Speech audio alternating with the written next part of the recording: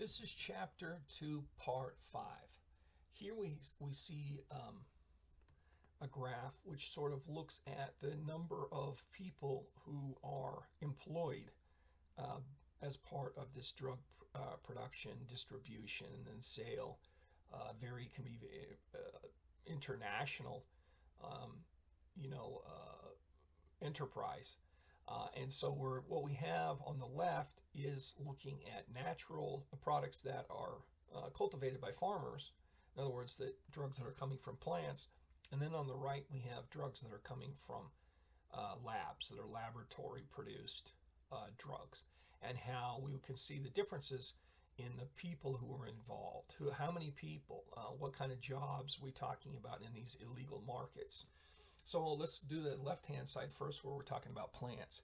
Here you can see what this green area, this darker green area is showing is that there's a lot of people who are employed in growing these plants.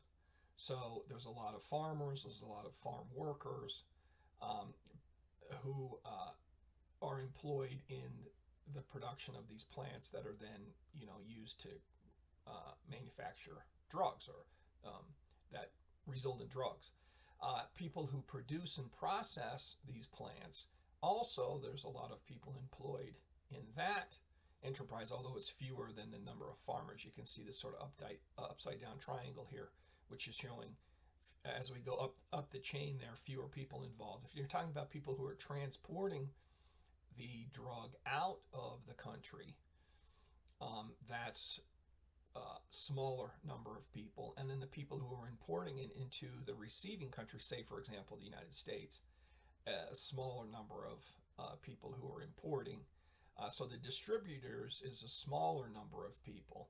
But then when you get to the people who are selling, whether selling wholesale, and what we mean by selling wholesale is selling a large amount of product, where you're not really dealing with the customer, you're dealing with the middleman who's going to buy your drug in large quantities and then turn around and sell the drug on the street to customers. So the wholesalers, the people buying large quantities, there's going to be more of those people involved than importers. But where you're really going to see a lot of people employed in this illegal business is going to be people, the retail level workers who are actually selling the drugs, making the connection, selling the drugs to the customer on the street, or could be behind closed doors. It doesn't have to be on the street, but still where you're actually selling small amounts of product to individuals who are consuming that product.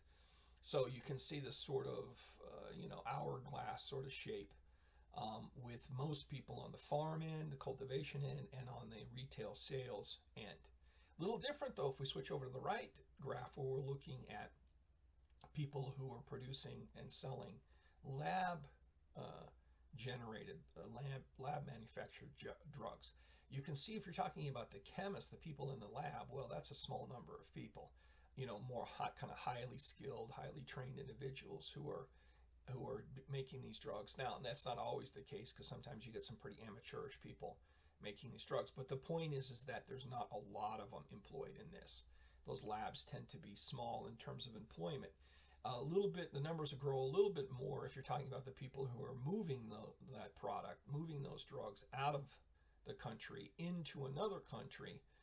And so you can see that the people involved in distribution of lab drugs is greater than the number of people in the labs. So it just keeps growing as we're moving down the line. So the people who are buying and selling the drugs at the wholesale, the big bulk quantities level, there's plenty of them, but even more, as you would expect, the retailers, just like we saw with the plant-derived drugs. The lab-derived drugs also employ a lot of people at the retail end who are out selling these drugs on the street. So there's a little different shape in the number of people employed. But I think also a bigger point that needs to be driven home by both the lab drugs and the plant drugs is that this important point that are overall there's a lot of people who are employed in these illegal businesses, who are profiting, who are making a living, In some cases, they could be making a lot of money. The people who are at the bottom end of it, the farmers, if they're small-time farmers or if they're retailers, a lot of times don't make that much money off this illegal business. There's sort of an image that they do, that anybody involved in drugs makes a lot of money. That's not really the case. It's more the big players who are making big money. A lot of the people at the retail and farm end are not making that much. So that's an important fact to keep in mind. Let's see. Now, a couple more remaining graphs we want to cover. This, again, we're back to the United States here. This is UN data that I've found here. But again, it's always relevant to pull this back closer to home where applicable. And here we're getting back at this overdose deaths involving opioids. This is certainly a global problem, and the UN has recognized how big of a problem it is in the United States, and they've also added Canada in here. So you can see tremendous increase of deaths from opioids, and you can see that the opioids, when there's fentanyl involved, that used to not be. The fentanyl, you can see there in that red color again, that those numbers were small back. If you go back to 1999, small numbers continue to be a small part of the deaths until you reach 2014. And then we see this huge, and it overtakes and becomes the most popular way that people are dying in an opioid drug overdose. So it's come to dominate currently. That's why I wanted to include this graph, because it really drives home the point that fentanyl is taken over. You got other opioids used to kill people in greater numbers, but that has now been taken over, where fentanyl is involved. Now, fentanyl might be mixed with other products, right? Could be, could in this case, mixed with other sorts of opioids, but nevertheless, it's the major player now in terms of killing people in the United States. Down here in Canada, they don't have it differentiated by fentanyl versus other opioids. They just have total, and you can see it's gone up and down some over the decades. But the big story is that overall, the trend is somewhat similar to the United States in that there's been an increasing number of deaths. Now, the total scale here is not nearly as large. Canada is a smaller country. You can see that the United States, according to this data, is up to 80,000. We know that it's up over 100,000 currently. If they include all of these drug overdose deaths. And Canada, it's kind of peaked and then come down a little bit, but still the overall big picture story is that there has been a growing problem in Canada as well, maybe not quite as dramatic as the United States here. We're talking peak year, about 2,200 deaths in Canada. Again, keep in mind, Canada is just about like a tenth of the number of people as in the United States. Okay, now let's change the focus on the type of drug we're talking about and just talk about one we haven't talked about before, ketamine. And ketamine is is a painkiller, is an anesthetic, but it also has hallucinogenic effects, meaning that you sometimes can get hallucinations where you feel disconnected from your body, and people will use the ketamine to get this form of high, this form of experience where they're kind of hallucinating and feel disconnected from their bodies. And you can see that what we have here is in the y-axis is the kilogram equivalent on of the geographical areas reporting to the United Nations for the years 2001 to 2021. And this is ketamine seized by countries. So again, we're talking about criminal justice, law enforcement activity, in addition to availability, production, distribution of ketamine. So it's a little bit of a complicated situation there. But we can see that there has been, and of course the color coding is different countries. And big picture, of course, you can see that green tends to dominate. This solid green color tends to dominate the picture here. And there we're talking about China. that China has a large amount of ketamine um, that is being seized. That's the big story. You can also see this dark red colored Taiwan, which is of course right next to China. And so those are the two big stories there, the two big countries, if we're looking at the overall sweep of things. Um, and you can also see Hong Kong, which again is connected to China here. It emerges as being this big presence by 2021. So the big story here with ketamine is China and related areas.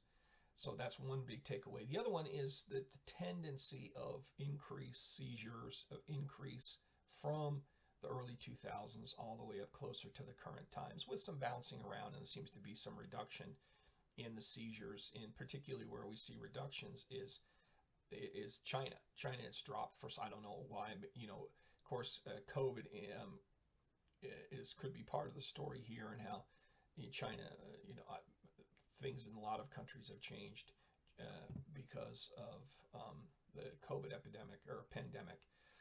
But you can see changes even before 2020 when we got hit with the pandemic. So what the story is there, I'm not exactly sure.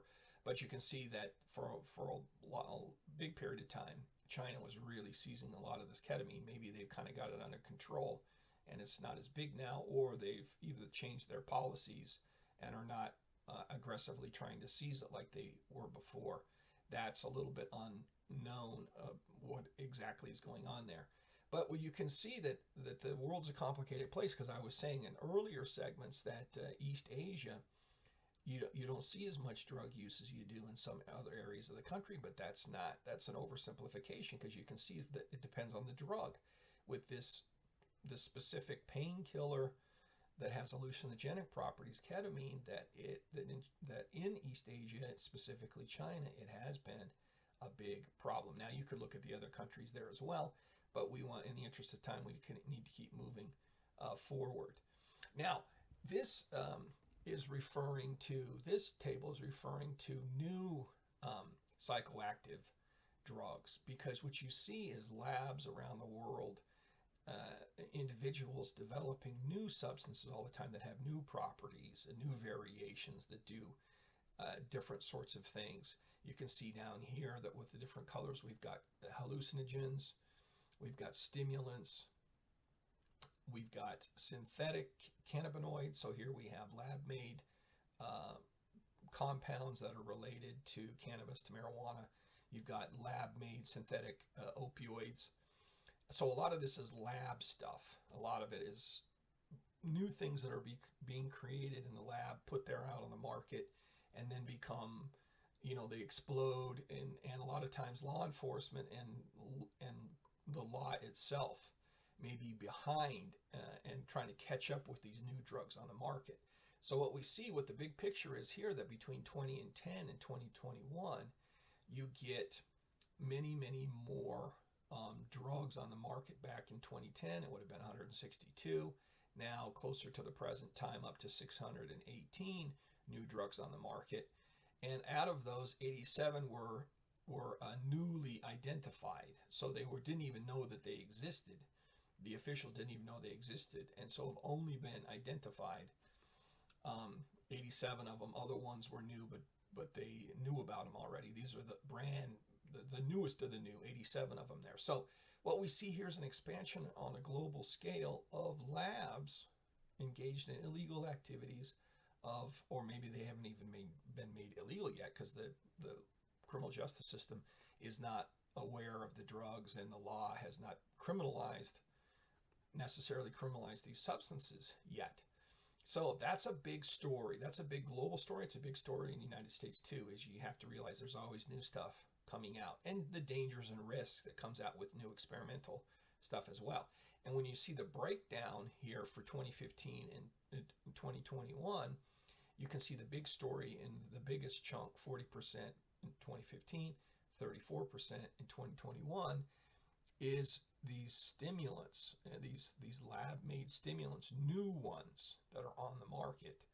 That's the biggest chunk. And then if you were to take the second biggest chunk, then you're talking about the synthetic cannabinoids that are marijuana-like like substances that are new, that are from the lab, and again, kind of explode, or trendy and out there and are on the streets and spreading, oftentimes before law enforcement even knows about them. Now, here's a drive home point, and this will finish up the lecture part of chapter 2 here, which is drug markets are rapidly diversifying with new drug combinations. So some of these new drugs we're talking about are combining drugs that already exist and getting different effects, different properties from combinations. So you see these labs getting more sophisticated, diversifying, coming up with new things, mixing different things together, combining things. And so it creates a complicated picture where it's hard for law enforcement to keep up, but it's also hard for researchers, for criminology, those who study drugs, to keep up with these current trends because of things are changing rapidly. So that's a big take home of this global picture, and it's true if we focus on the United States specifically too.